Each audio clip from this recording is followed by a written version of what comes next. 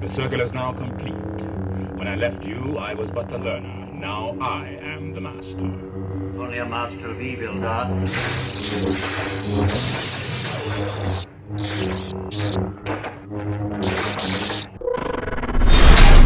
We would be honored if you would join us. Something that's been questioned heavily since the release of the film. Why was Vader's technique in Rogue One so much more powerful and amazing than in A New Hope when he faced Obi-Wan? There are two answers here, which you can skip to the other if you have no interest in the first. The first one I'll address now, which is the most obvious and least fun. However, it's the most realistic.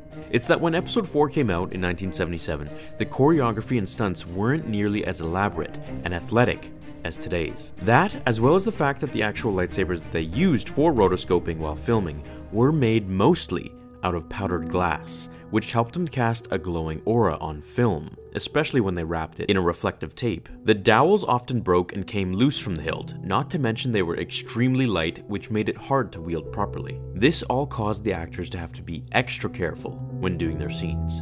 Dave Prowse, who was the actor in Vader's suit, was told to never touch his blade to Obi-Wan's, or Alec Guinness, as to avoid them from shattering, sending glass into the air, and damaging the camera equipment. This is why we can see the fight is filled with entire screen flashes to cover up the fact that the blades never actually touch.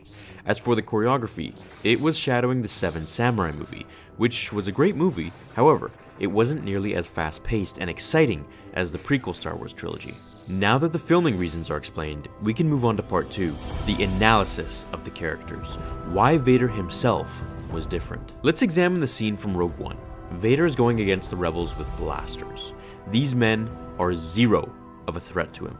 If we go back to the Battle of Geonosis, will not be hostages to be bartered, Dooku. Anakin, as a mere Padawan, was able to deflect a stadium full of droids firing at him and the Jedi from a 360-degree angle. Now in Rogue One, Vader was deflecting those shots just from one angle, directly in front of him. This was a breeze for a battle-hardened and more force-powerful Darth Vader. Now we can analyze Vader's motives in each scene. In Rogue One, Vader's direct objective was to retrieve the Death Star plans before they got into the wrong hands.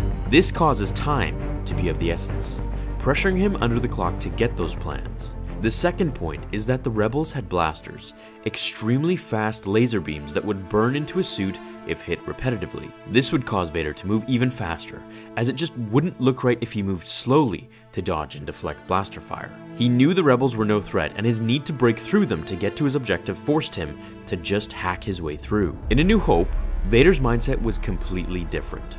Obi-Wan was the man who put him in this depressive life. He was the reason that Padme turned against him, at least to Vader's knowledge. Obi-Wan is trying to turn you against me. And the person who robbed him of achieving his full powers by making him half-man.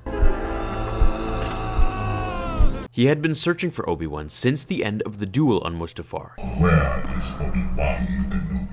Killing as many remaining Jedi from Order 66 as he could over the years, searching for his old master, until he saw him surprisingly aboard his base on the Death Star. We have to note that Vader may have been overly cautious. It had been 19 years since he saw his old master, and when he had cut off his limbs and left him to burn to death.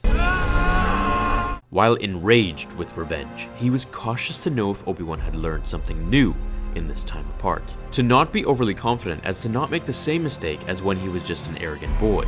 He would not repeat his mistakes again. You underestimate my power! Compared to their duel on Mustafar, Obi-Wan was a different fighter altogether, apart from the fact that he was trying to prove something to Luke by giving in to the Force. The hot desert sands of Tatooine had left him aged, lonely, and most of all, rusty. Without a sparring partner or any real Force opponent, for that matter, Obi-Wan had resorted to the basics of lightsaber combat, and because of this massive difference, Vader was more weary than confident. Careful not to make the same mistake of arrogance as before, he matched Obi-Wan's striking, looking for an opening in his attacks and parries, causing Vader to be much more slow and careful this time around. In Legends, Vader goes over the events of Mustafar on a daily basis in his mind, examining his faults and how he could have done things differently, understanding he was too hasty and arrogant, vowing to never make the same mistake again, to be more calculated, more like the machine he was, and to kill Obi-Wan just as he believed he could, all those years ago. What do you think about the difference of the fighting styles? Do you think Vader would still have won if Obi-Wan didn't sacrifice himself and fought to his full potential? As always, I'd like to read your comments down below. If you enjoyed this video, make sure to hit like and support the channel. It means a lot, everyone. Thank you so much for watching, and I hope you're all having a great day or night wherever you are in the galaxy watching this. I'll see you all in tomorrow's episode of Star Wars Theory. Until we meet again, remember, The Force will be with you. Always.